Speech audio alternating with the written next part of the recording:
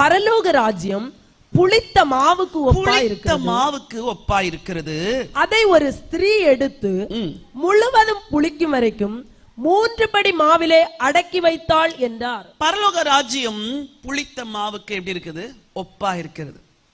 ராத்திரியில பால்ல தயிர் ஊத்தி உர வைப்பீங்களா? பெண்கள்லாம் உர ஊத்துறோம், இவ்வளவுதான் ஊத்துறோம். ஆனா காலையில பார்த்தா கப்பு ஃபுல்லா திக்கா தயிர் எப்படி இருக்குது? உறைஞ்சிருக்குது. என்ன நடந்துச்சு? ஒரு ராத்திரியில நமக்கே தெரியாத விதமாய் அந்த கொஞ்சம் புளித்த தயிர் எல்லா தயிரையும் என்ன செய்ய வச்சிருது? புளிக்க வச்சிருது. தேவனுடைய ராஜ்யம் இப்படித்தான். It is powerful.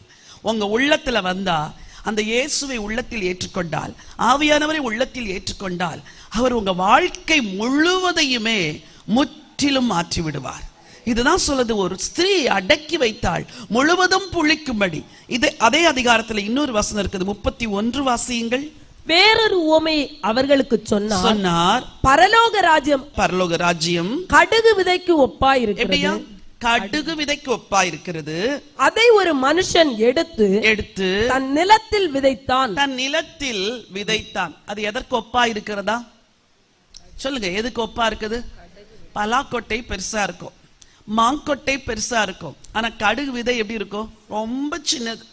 ஒரு சின்ன வசனம் தான் அநேகருடைய வாழ்க்கையை மாற்றிருக்கு. ஒரு சின்ன பாடலின் வரிகள் எத்தனையோ குடிகாரர்களை மாற்றிருக்கிறது. பரலோக ராஜ்யம் கடுகு விதமாதி அது உங்க இருதயத்துக்குள்ள வந்துருச்சுன்னா என்ன நடக்குது? வாசிங்க. அது சகல விதைகளிலும் சிறிதாயிருந்தும் வளரும் போது எப்படியா? வளரும்போது சகல பூண்டுகளிலும் பெரிதாகி ஆகாயத்து பறவைகள் அதன் கிளைகளில் வந்து அடையத்தக்க மரமாகும் என்றார். உள்ள வரும்போது எப்படி வருது? கடுகு விதை. ஆனால் வளரும் பொழுது எப்படி இருக்குது? வசனம் என்ன சொல்லுது?